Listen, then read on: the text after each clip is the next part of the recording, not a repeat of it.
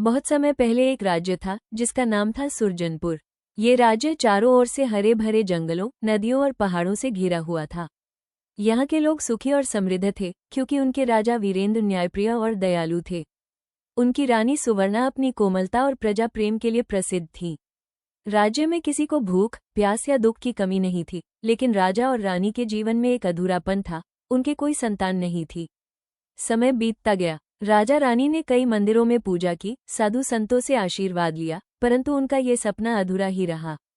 धीरे धीरे राजा वीरेंद्र निराश होने लगे और रानी सुवर्णा उदास रहने लगी। एक दिन जब रानी अकेली महल के पुराने हिस्से में घूम रही थी, उन्हें एक अजीब सी गुनगुनाहट सुनाई दी। उन्होंने उस आवाज का पीछा किया और अचानक उन्हें एक दरवाजा दिखाई दिया, जिसे शायद वर्षों से किसी ने नहीं खोला था। जिज्ञासावश उन्होंने दरवाजा खोला और अंदर कदम रखा। जैसे ही वे आगे बढ़ी, उनकी आंखें चमक उठी। वहां एक अद्भुत जादुई बगीचा था। पेड़ गा रहे थे, फूल एक दूसरे से बातें कर रहे थे और हवा में एक दिव्य खुशबू फैली थी। बगीचे के बीचों बीच एक झील थी और झील में खिला था एक सुनहरा कमल। अचानक झील से रोशनी फैली और एक सुंदर परी प्रकट हुई। उसने कहा, रानी सुवर्णा, ये बगीचा कोई साधारण स्थान नहीं है। ये भगवान का वरदान है।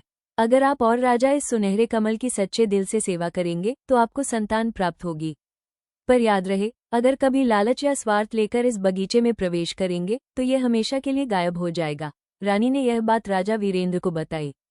अगले ही दिन से दोनों ने उस बगीचे की सेवा शुरू कर दी।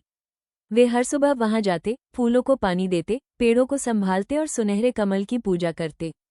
धीरे धीरे महीनों बीत गए और एक दिन रानी सुवर्णा को पुत्र रत्न की प्राप्ति हुई।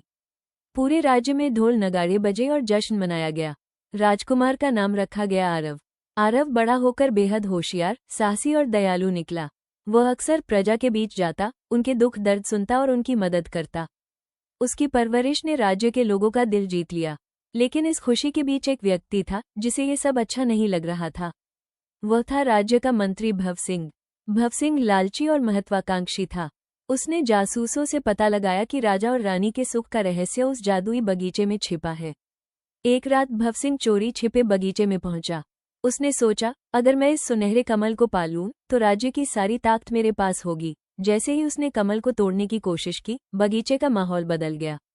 पेड़ जोर जोर से हिलने लगे। फूलों ने तेज आवाज में कहा, मत छुओ, ये स्वार्थियों के लिए नहीं है। झील का पानी उफनने लगा और उसमें से एक विशालकाय नाग प्रकट हुआ। भवसिंह डर से कांप उठा, लेकिन अपनी लालच में वो पीछे हटने को तैयार नहीं था। तभी अचानक राजा वीरेंद्र अपने सैनिकों के साथ वहां पहुंचे। उन्होंने भवसिंह को रंगे हाथों पकड़ लिया। राजा ने क्रोधित होकर पूछा, भवसिंह, तुम्हें राज्य की समृद्धि और सुख से भी संतोष नहीं मिला?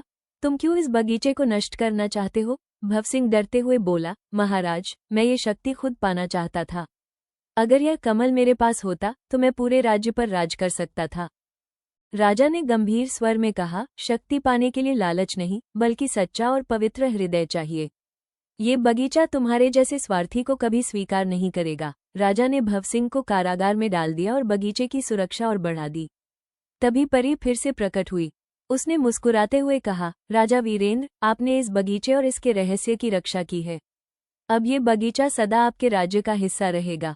यह न केवल आपके परिवार की बल्कि आपकी प्रजा की भी रक्षा करता रहेगा। उस दिन के बाद से सुरजनपुर राज्य और भी समृद्ध हो गया।